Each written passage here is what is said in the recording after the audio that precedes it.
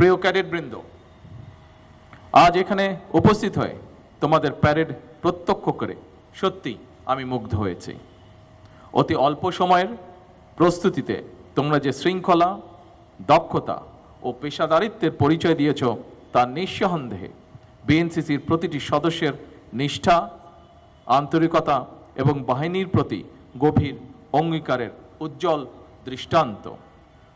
আমি দৃঢ়ভাবে বিশ্বাস করি এই বাহিনীর প্রশিক্ষণ কার্যক্রমকে আরও যুগোপযোগী ও শক্তিশালী করার জন্য যথাযথ বিনিয়োগ ও পৃষ্ঠপোষকতা নিশ্চিত করা গেলে বিএনসিসি দেশের তরুণ সমাজের নৈতিক বিকাশ, নেতৃত্বের গুণাবলী এবং দেশপ্রেমে জাগ্রত করতে অনন্য অবদান রাখতে সক্ষম হবে।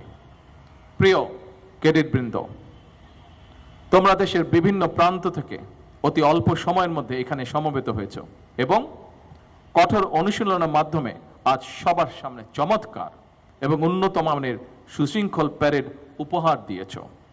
এই সাফল্যের জন্য তোমাদের প্রত্যেককে আমি আবারও আন্তরিকভাবে অভিনন্দন এবং শুভেচ্ছা জানাই।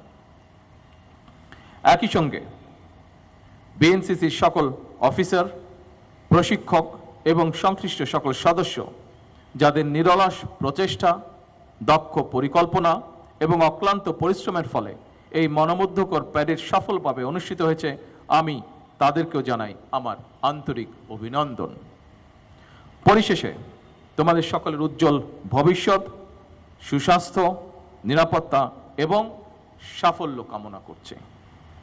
মহান আল্লাহ রাব্বুল আলামিন তোমাদের জীবনের প্রতিটি পদক্ষেপে সহায় হন, এই প্রার্থনা জানিয়ে আমি আমার বক্তব্য শেষ করছি। আল্লাহ হাফেজ।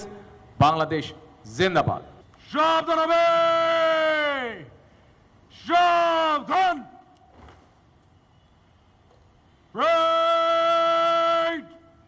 কাঁধে অস্ত্র নিবে, কাঁধে অস্ত্র।